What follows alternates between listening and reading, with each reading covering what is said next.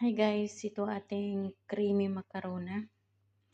Kulay orange siya kasi parang dark dilaw kasi yung carrots. Ginawa, pino yung pagka slice ko guys, kaya ganyan. Ganyan yung kulay niya. Ito siya. Ang ating creamy sopas.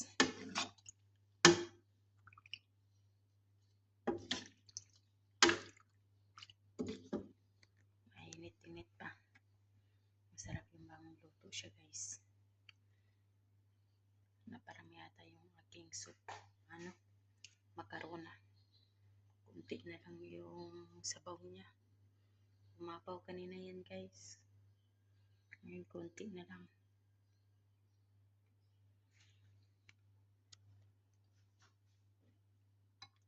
Ang ingredients ko nito ay yung chicken breast, kalahating pack ng macaroni pero dumami.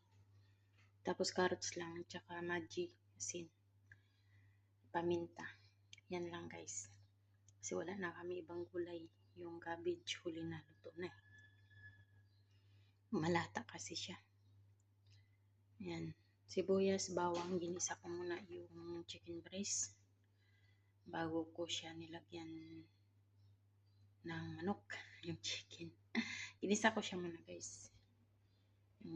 Yung chicken breast. Tsaka yung carrots, giniling ko ng konti. Hindi ko siya in-slice. Diniretso ko siyang giniling. Kaya ganyan. Nasa sabaw na punta. Try at home guys. Paborito to ng mga anak nyo. Ay, naparami kasi yung aking macaroni. Kaya yan. Umapaw na siya. Mainit pa to kanina, ngayon. Medyo malamig na. Kaya ganyan. Kain tayo guys. Ito yung aking lunch. Thank you for watching. Very easy lang na recipe to guys. Simple lang. Yung mga anak yung hindi mahilig sa mga maraming sahog. Ito lang gawin nyo.